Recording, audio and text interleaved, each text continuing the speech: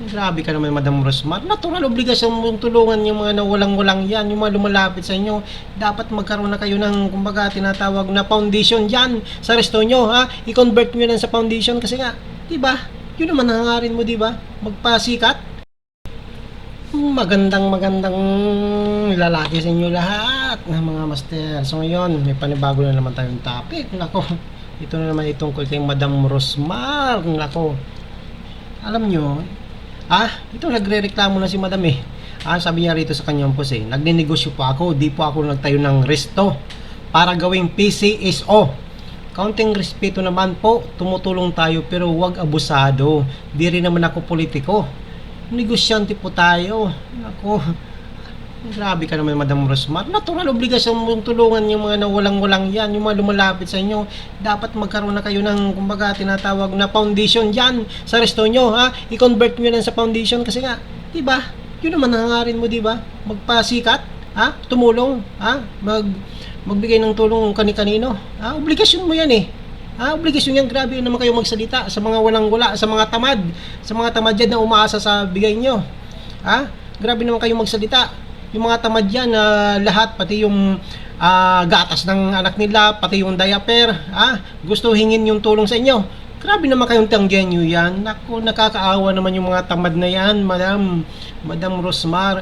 Huwag nyo naman talikuran yung obligasyon nyo, ha? Huwag nyo naman talikuran yung obligasyon nyo sa mga tamad na yan, ha? Sa mga umaasa na yan, ha? Kahit di naman kayo politiko, kahit di naman kayo PCE, so kung ano man na foundation dyan, ha? Okay. Joke lang po, ha? Alam niyo mga master, ha? Oo, itong mga tulad nito ni Madam Rosmar ay bukas palad talaga yung kanilang mga kamay para tumulong. Alam nyo, sa nakikita ko sa pagkatao ni Madam Rosmar ay talagang matulungin, ha? Ito nga yung lalaki, ito yung kumbaga homeless na lalaki, nagdala lang sa kanya ng aso, hindi niya kilala, ha? Anong ginawa niya? Tinulungan niya, ngayon binigyan niya pa ng trabaho, di ba? Ngayon, gusto nyo, ang mangyari, gawin din sa inyo yung ginawa ni Madam Rosmar doon sa lalaki, na kung lalapit sa kanya, dapat hindi kayo niya tanggihan, ha? Hindi naman politiko si Madam Rosmar, ha? Hindi naman po siya politiko, hindi rin PCE, so wala rin siyang foundation, ha? Magpasalamat tayo at may mga katulad niya na handang tumulong, sa mga nangangailangan, pero hindi naman pula talaga mapagbibigyan lahat ng mga yan. Kasi nga, kung lahat kayo pagbibigyan, marami talagang manluloko. Maraming manluloko kung lahat na lang na kakatok sa kanyang pintuan ay bibigyan niya. Ngayon kung ano pang pagbabanta na papasikatin nyo, mga all kayo, itong mga tamad na to mga tamad nyo kung anong pinapaobligan nyo dito kay Madam Rosmar, hindi nyo man obligasyon na tulungan kayo. Ano pwedeng gawin nyo sa sarili nyo?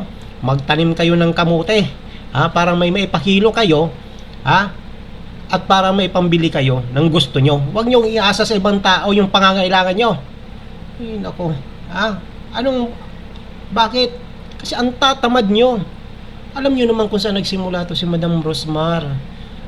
Nagsimula din siya sa walang-wala, tulad ni Madam Diwata.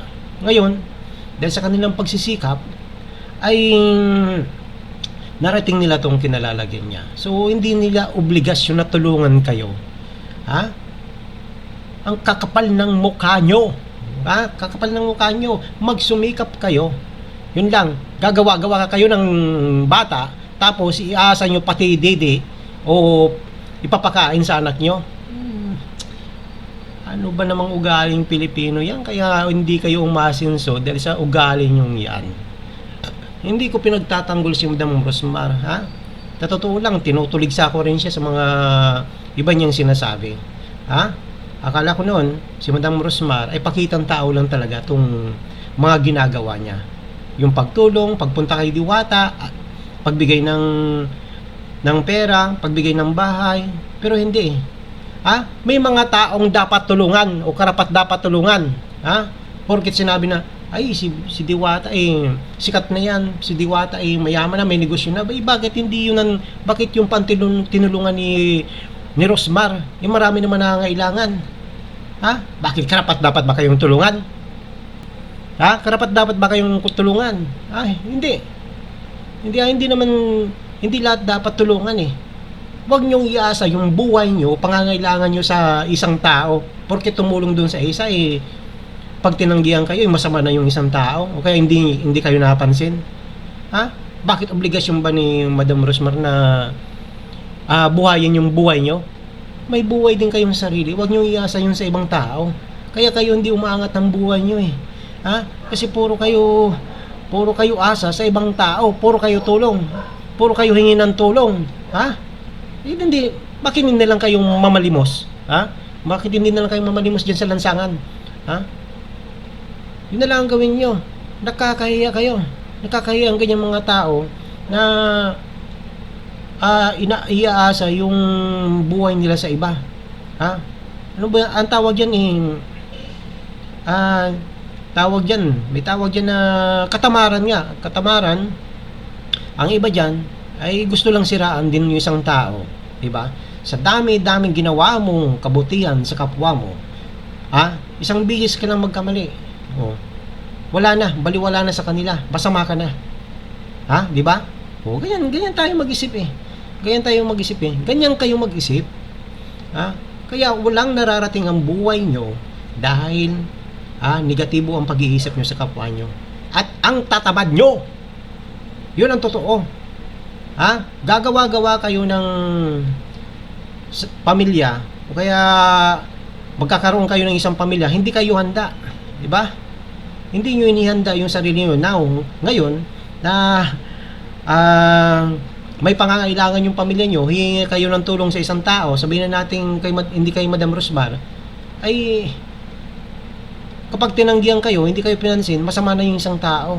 Lumapit kayo dun sa mga politiko. Yun, obligasyon nila yun, natulungan kayo. Kasi nga yun,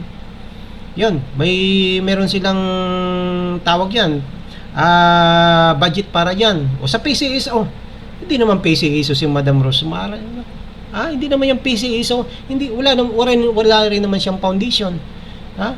Isa na naman yung restaurant ni Madam Rosmar, ako po ay nananawagan na sana po itong restaurant nyo, itong parisan nyo, i-convert nyo na lang po sa PCSO. O kaya, sa foundation po. Ha? O kaya, mas maganda kung talagang gusto ni Madam Rosmar na makatulong sa mga walang-wala, sinasuggest ko na magtayo siya ng foundation na kikita, mag-handle nitong mga taong nangangailangan talaga. Naturally, kailangan salain yung mga taong dapat tulungan kasi may mga mapagpanggap dyan. Nakakala mo, nangangailangan. Yung pala, scammer. Yung pala tamad. Okay, maraming salamat Ayun talaga. Huwag niyong iasa yung buhay nyo sa iba. Ayusin nyo.